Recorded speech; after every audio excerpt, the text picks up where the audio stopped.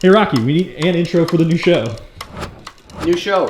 We have a new show we're doing, kind of a behind the scenes thing called, what's it called?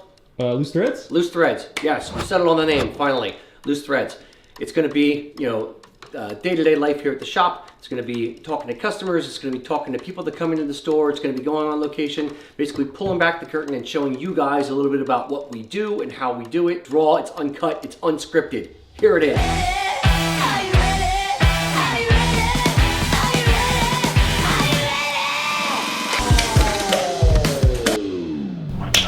Eric, you ready to go? What? We're gonna go look at some new tartans. They just arrived. So check them out. No, I want to see. Yes.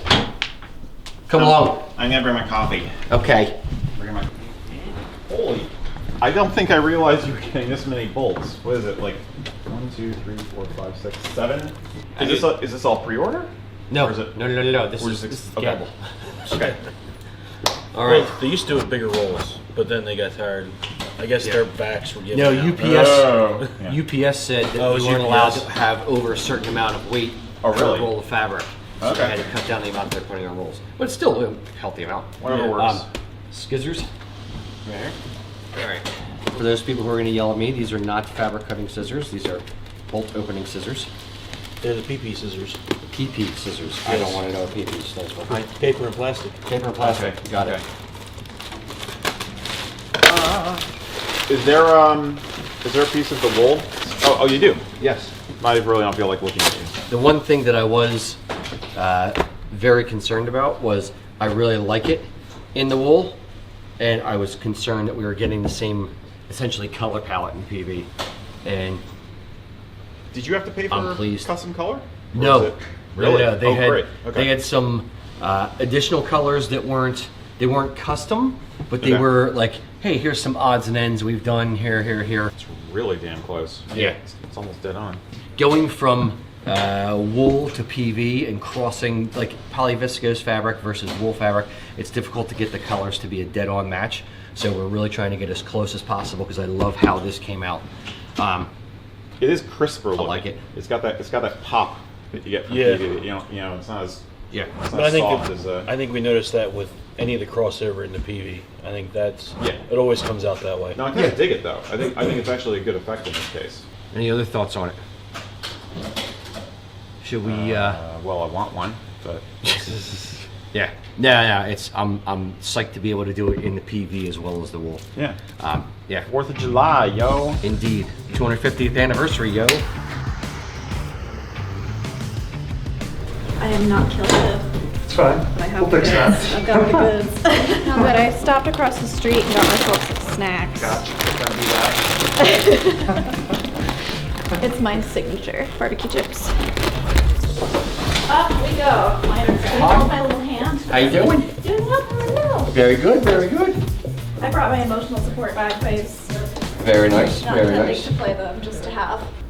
Do you need mirror? What do you need for Where preparations? can I store my emotional support bagpipe? My office, out here, wherever you. Where do you think they prefer. would be the most happy? his office. Where? On it. Yes. Over here. I'll hide it. It doesn't need to be hidden. I'm going to make some tea.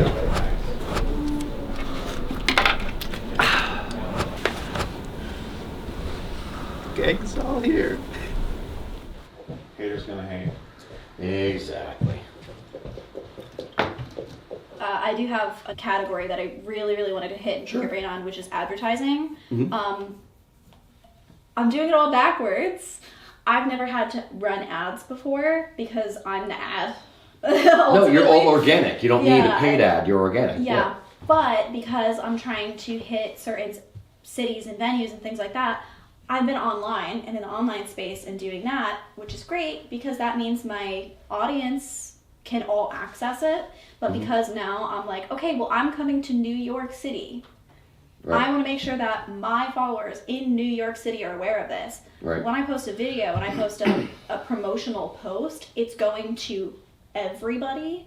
I can't necessarily control that. So filter by demographic or by location. I can't filter that. Yeah. So I think the only place I can filter that is through paid ads. Yes. And I wanted to know more or less things to avoid, things to like. Do you use what is your best advertising platform, I suppose? There's a quote. I spend $2 million a year in advertising, and $1 million of it is a complete waste. Yeah. My problem is I don't know which million.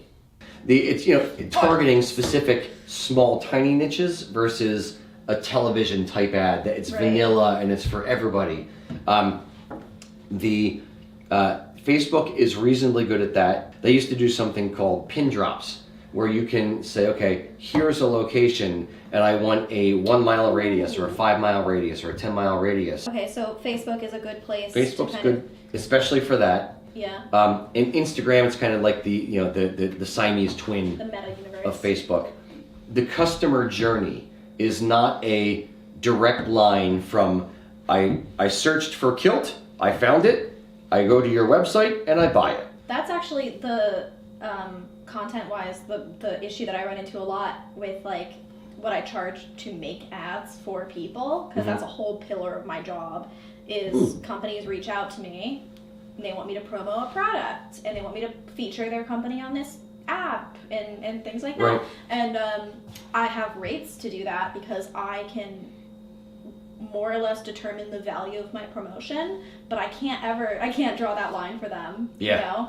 You said to us in the original or second conversation was like, okay, well, can we do an affiliate thing? And I was just like, yeah, no, we don't want to do that. We want it to be more of a partnership, a collaboration of two people helping each other. And as I said then, like, I want to give you more value than I'm extracting. I want to do everything I can to help you go because I like you, period.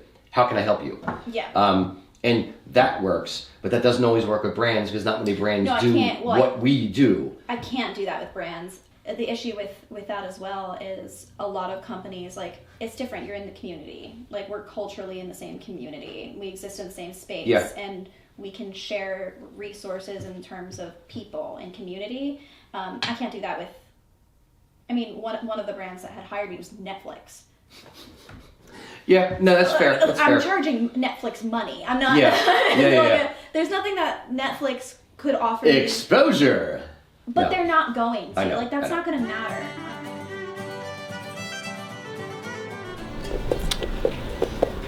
Ta-da. The round table. Indeed. Which one's my seat? All the time through the entire thing. Okay. Are you looking for a part-time job? Honestly, a no. fault. Okay. No, I would like money for free. Interesting. Okay. Greedy. Write that down. Greedy. No. All right, guys, let's roll for haggis. Fired my manager. She had a manager. I have a merchandise manager. I didn't fire her. You're looking for I reallocated her.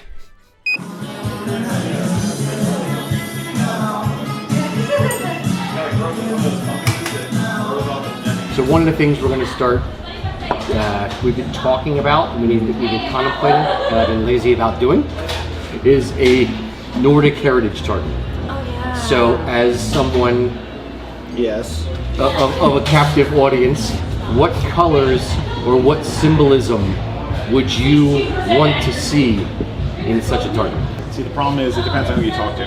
Yeah. Most colors that, I mean, if you want me to nerd out on this, basically most of the color associations are with specific deities as opposed to a specific place. I mean, you could go with if you want to make it a national thing, like a modern Nordic heritage, and you go with flag colors, in which case then you've got like red, white, and blue, and yellow. Yeah, That's it. You know.